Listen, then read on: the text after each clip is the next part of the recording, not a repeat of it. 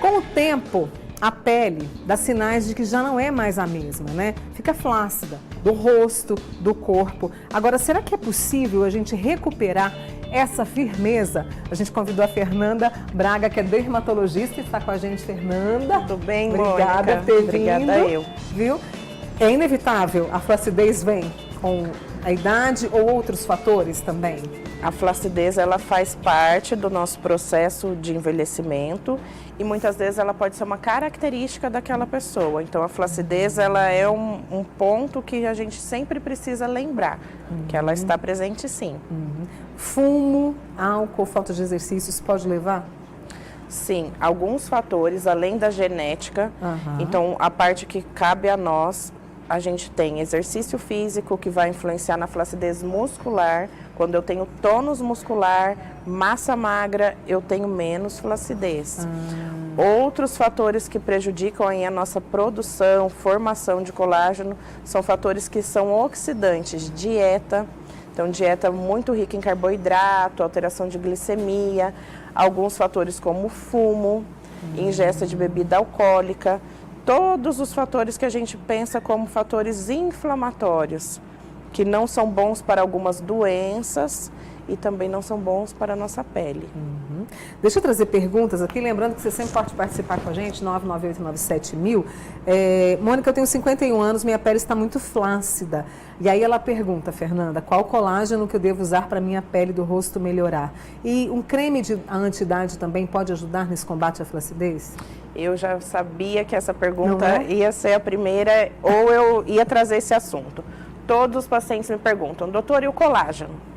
Nós, dermatologistas, no começo dessa história, que já tem alguns anos, existia aí o mito, verdade, sempre tem essa dúvida.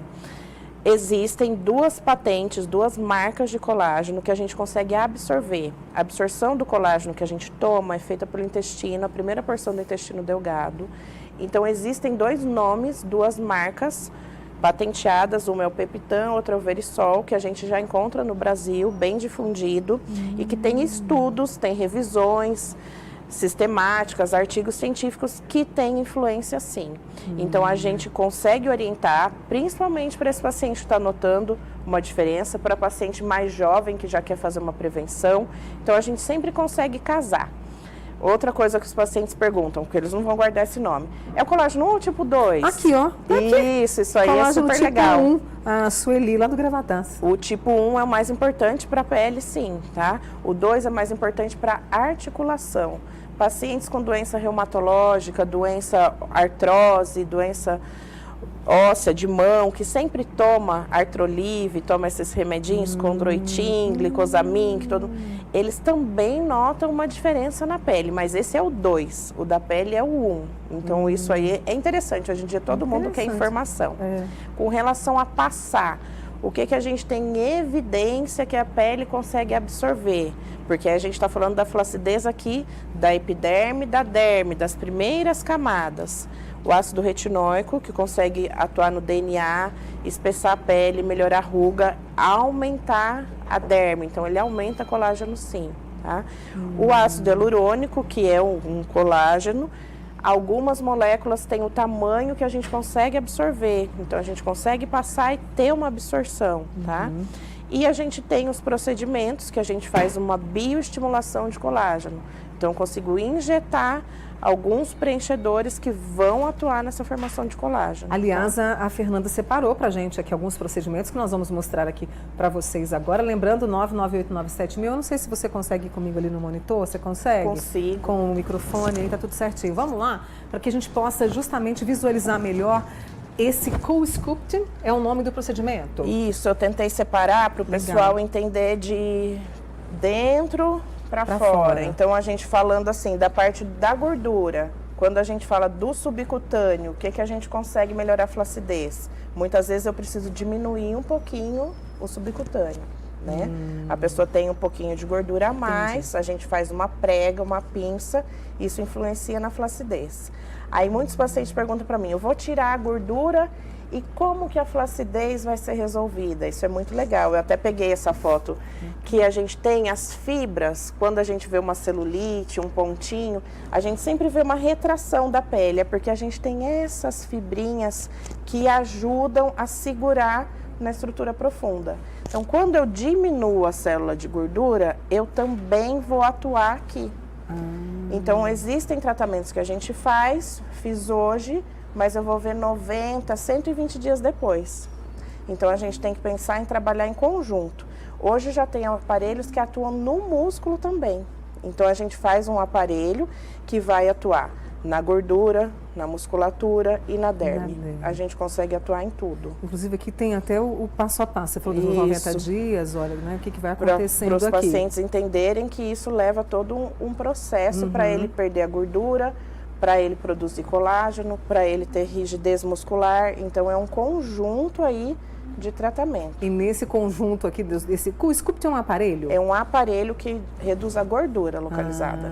Olha que interessante. Então, é um aparelho que vai tratar quem tem o componente da gordura primeiro, para depois combater essa flacidez. Para depois a gente fazer estímulo na derme. E esse conjunto entram atividade física e alimentação bonitinha. Sim, se o paciente tiver menos adipócito, menos célula de gordura, ele já tem menos flacidez. Mônica, 4ª gestação, tem um excesso de pele da barriga. Aí tem a flacidez que ela percebeu, né? Consigo recuperar isso sem cirurgia ou eu preciso de um procedimento cirúrgico e também a academia? É a Cíntia do Planalto. Quando tem a gestação, que também estou nessa fase, o ganho de peso influencia muito. O quanto de elasticidade essa pele vai ter. Quando nasce o bebê, tem toda uma alteração hormonal, e isso leva mais ou menos de 6 a 12 meses para estabilizar. Então, eu sempre oriento as pacientes. Eu sou o lado mais conservador, mas eu acredito que os cirurgiões plásticos também. A gente não acaba de ter um bebê e vai lá fazer uma plástica. Então, a gente tem todo um conjunto aí que a gente pode trabalhar antes. Exercício físico, dieta, perda de peso. Sobrou muita pele, muitas vezes tem que fazer uma cirurgia. Muitas vezes a gente consegue com lasers, com redução de gordura, com procedimentos que a gente faz uma retração da pele. Então, tem um conjunto de tratamento e o tempo sempre vai ajudar um pouquinho a gente. E tem outra mãe aqui, olha, ficou com a barriga muito flácida, tipo pochete. É a Renata do Shopping Park, que é isso que você trouxe pra gente agora, né? Isso, a gente sempre faz as medidas, então eu faço a medida do abdômen e eu sempre falo pro paciente, olha, você tem indicação de fazer o aparelho. Muitos pacientes não têm indicação, mas eles não querem operar. Então o paciente fala, doutora, eu não vou operar. E aí a gente parte para um plano de tratamento. Então essa é uma decisão conjunta. Vamos passar para o próximo material que a Fernanda Braga separou aqui para a gente. Como é o procedimento? Isso, eu trouxe aqui para os pacientes verem como que acontece essa redução das células de gordura. Então quando a gente pinça uma área, a gente começa a ter a área que foi tratada, vai chegar a uma temperatura que vai induzir a apoptose, que é a morte celular da célula de gordura. Então, eu consigo fazer isso com o Sculpt e também consigo fazer isso com o Traformer, que são aparelhos diferentes para áreas anatômicas diferentes. A célula de gordura que entrou em apoptose vai ser eliminada pelo metabolismo hepático. Então, a gente começa a eliminar essas células de gordura pelas fezes, um pouquinho a cada dia, o paciente não percebe nada. E a gente consegue ter uma redução no pinçamento. Então, quando eu examino o paciente, eu vejo que deu uma diferença. A gente vê diferença nas roupas do dia a dia, vê diferença em foto. É mais ou menos a espessura que a gente consegue trabalhar. Então, a gente consegue melhorar a espessura da gordura. E aí fica a pele firme? Sim, por causa das traves que a gente tem, tá? Muitas vezes eu somo procedimentos, vai ter a próxima foto que eu vou mostrar as camadas mais superficiais, que aí a gente consegue agir em conjunto. Viu só? A gente está falando de flacidez aqui com a Fernanda Braga, dermatologista. Estão chegando perguntas. Eu vou fazer o seguinte, vou fazer uma pausa, vou para o intervalo, até para dar uma olhada aqui nas perguntas que você mandou para a gente. Já já nós duas voltamos com você, combinado? A gente está falando hoje sobre flacidez, né? Ela é quase um pesadelo para a maioria das mulheres e é inevitável. Ela dá sinais principalmente com a idade. O que a gente pode fazer para melhorar isso? É que a gente está conversando com a Fernanda Braga, que é dermatologista. Antes da gente passar para os próximos procedimentos que você vai trazer para a gente, Fernanda, até a Vasti Lawers, Vasti, um beijo, estou morrendo de saudade de você. Comentou com a gente que não está sobrando pé de frango. nos supermercados. O povo está acabando com o pé de frango, que diz que faz bem para a pele. E a Rosângela quer saber se realmente ajuda no combate à flacidez. Sim, o pé do frango, que agora virou uma moda, ele tem a parte de articulação dos dedinhos ali, então ele é rico em colágeno tipo 2. Para a pele, a gente não tem nenhum estudo ainda, então a gente sabe que ele tem sim o colágeno tipo 2, acredito que ele não vai fazer mal, mas talvez seja aí uma energia, vai despender muito tempo, muito trabalho, com não tantas evidências de resultado. Mas acredito que ele não faça mal, não. Então, uma dica que a gente dá é sempre aumentar a ingesta de proteína. Então, a gente orienta, o paciente quer saber o que ele faz na dieta. Às vezes a gente orienta assim, se ele gostar de carne moída que tem tamanhinho pequeno, ele absorve mais. Ovo, muito paciente fala, nossa, doutora, eu diminuí o ovo, eu percebi que deu diferença, porque é uma dieta rica em proteína. Rica em proteína. Mônica, eu gostaria de saber se para fazer esse tratamento, né, do co-sculpting, tem alguma contraindicação. A Ana, do bairro Planalto. Algumas contraindicações são bem raras, são pacientes com algumas doenças autoimunes, principalmente relacionadas ao frio. E no local, então quando a gente vai avaliar, a gente olha se ali naquele local a gente tem algum ferimento, alguma lesão na pele, algum problema. Quando a gente trata papada, que muitas vezes a gente usa ou o Sculpting ou o Ultraformer, que são 2 aparelhos, a gente pergunta se o paciente teve alguma cirurgia, demarcaria de tireoide, então a gente consegue fazer um tratamento bem seguro. A gente tem mais um material que você mandou pra gente, Eu acho que tem né, um da Fernanda? pele. É a próxima imagem. A próxima imagem? Isso. Deixa eu pedir pro pessoal passar para a próxima imagem, Renatinha, Ulício lá. Não tem outra imagem? Não tem, Renato. Então eu explico. Tá. A imagem que era pra gente ter aqui era das camadinhas da pele. Então era para falar que a gente consegue tratar, quando a gente sai da gordura, acima da gordura, a gente vai ter a derme. Na derme a gente tem o fibroblasto. Porque todo mundo quer entender essa questão aí do nosso colágeno da pele. O fibroblasto é a célula que vai produzir o colágeno. Então quando eu faço estímulos no fibroblasto, eu consigo ativar essa produção, tá? Então aí que está a grande importância dos procedimentos, dos produtos que o paciente usa, porque aí a gente consegue fazer essa ativação do fibroblasto. E essa aqui? Essa era mostrando a diferença da gordura, que quando a gente trata, a gente tem uma redução dessa espessura, que a gente tem medida em ultrassom, que a gente tem todos os estudos muito bonitinho. Isso é um avanço, hein? Sim, então a gente tem uma redução significativa. De em torno de 30% da gordura na área em que é tratada. E aí a pele fica mais firme, fica a roupa mais vai firme. servir, não Isso. é? Vamos voltar lá para a nossa salinha, vou trazer mais pergunta para você. A Eliene, Fernanda, ela quer saber o seguinte sobre enzimas no abdômen se ajudam a combater flacidez. Existem enzimas, tem uma enzima que se chama desoxicolato, que é muito famosa, que a gente faz aplicação. Todos os procedimentos na gordura e também até na parte de pele, eles vão promover um processo inflamatório para estimular ou a perda da gordura ou a formação de colágeno. As enzimas ajudam, mas eles não são procedimentos com uma acurácia tão grande, porque é uma coisa feita mais manual, tá? Então a gente consegue sim, muitas vezes a gente associa. Entendi. Tá? Fernanda, com esse procedimento, né, com o Sculpting, seguindo todo esse conjunto de tratamento de combate à flacidez, eu tenho que repetir quantas sessões são? Como é que é isso? Isso é uma pergunta muito interessante. Quando a gente vai falar de flacidez do rosto, são tópicos e assuntos diferentes. Quando eu falo de questão de rosto, a gente tem absorção de gordura do rosto, é cruel, né? No rosto a gente absorve, no corpo a gente acumula. O rosto a gente tem absorção óssea, a gente começa a absorver região temporal, começa a reabsorver a parte óssea aqui, por isso que todo mundo começa a ter bigode chinês. Então a gente pensa que a gente vai absorver a parte óssea, absorver gordura e por isso que começa a ter uma quedazinha do rosto. Alguns procedimentos que a gente faz, existem os protocolos, eu sempre converso com o paciente. Eu posso seguir o protocolo da máquina, do produto e eu posso seguir um protocolo nosso, um tratamento personalizado, individualizado. Você sabe às vezes mais que eu o que funcionou. Geralmente a gente faz essa proposta de estímulo de colágeno anual e a gente pode alternar. Esse ano eu faço um laser que aquece, que vai enrijecer musculatura, que vai fazer pontos de coagulação e levantar seu rosto, fazer um efeito de lifting. Ano que vem, essa paciente emagreceu, ela fez uma bariátrica, ela teve um bebê. Eu vou fazer um bioestimulador de colágeno para levantar, para marcar o ângulo. Então, isso é sempre... Não existe uma regra muito fechada, mas o que a gente orienta é um segmento, no mínimo, anual. Tá?